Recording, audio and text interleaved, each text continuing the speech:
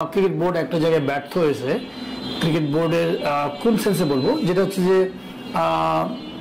Social মিডিয়ার উপরে অনেকটা ডিপেন্ডেন্ট ছিল।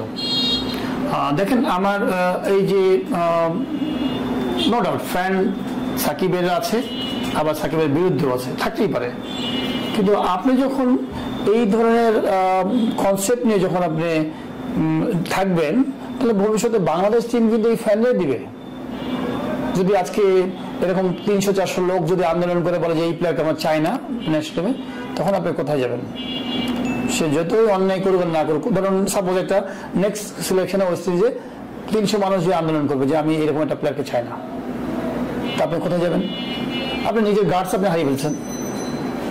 আমার কাছে মনে হয় গার্ডস থাকা উচিত ছিল, ভয় কিছু নাই। আপনি তো অন্যায় কাজ করছেন না, সুন্দরভাবে আমাদের রেসপেক্টেড প্লেয়ার, তারা আমাদের প্রত্যেকটা প্লেয়ার, তামিম বলেন, সাকিব বলেন, মাহমুদুল্লাহ বলেন, রিয়াদ বলেন, দে হ্যাভ ডান সুপার। আমাদের ক্রিকেট টিমের জন্য, দেশের জন্য অনেক কাজ করেছে।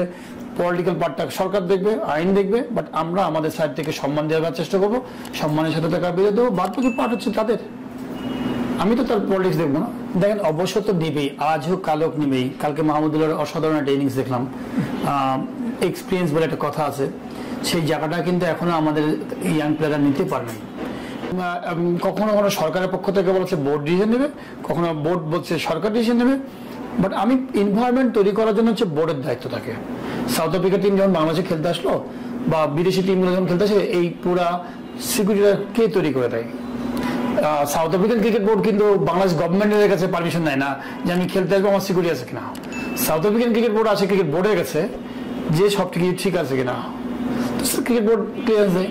ক্রিকেট বোর্ডেরও দায়িত্ব ছিল সুন্দর একটা এনভায়রনমেন্ট করে, যে এতদিনের একটা প্লেয়ার আমাদের অনেক, মানে আমি বলবো যে সুপার একটা প্লেয়ার, আমাদের তাকে সুন্দর সম্মানের সাথে দেখা, সম্মানের সাথে তাকে বিদায় দিয়ে সে চেয়েছে, এবং সে চাওয়ার চেয়ে বরঞ্চ আমরা তাকে মানুষকে সম্মান করে ছাড়বো। সে কি করাপশন করেছে না করেছে সেটা আইনি জায়গায় আইন থাকবে। আপনি যদি দেখেন ওইভাবে যদি চিন্তা করেন, আমি কিন্তু দল মতের কথা হিসাব করে বলছি না, পলিটিক্সের কথা বলছি না, আমি একজন খেলোয়াড়, স্পোর্টসম্যান। তাহলে আমি হিন্দু ধর্ম, বৌদ্ধ ধর্ম, মুসলমান, আমি মুসলমান ধর্ম, তাহলে যারা যারা সায়েন্সে যারা লাইট বানিয়েছে, ফ্যান বানিয়েছে, তাদের ফ্যান লাইট ইউজ করা উচিত না আমার? অন্য ধর্মের মানুষ আমার ফ্যান লাইট তৈরি করেছে, যারা আবিষ্কার করেছেন। আজকে মাদার তেরেসা খ্রিস্টান ধর্মের মানুষ, উনি আর যে ভালো ওয়ার্ক করেছেন, তো ওনাকে আপনি মানে সম্মান করবেন না? ওনাকে ভালো কাজ করবেন না? ওনাকে যে সমাজ সেবা করেছে সেটা আপনি অবশ্যই তো রেসপেক্ট করবেন।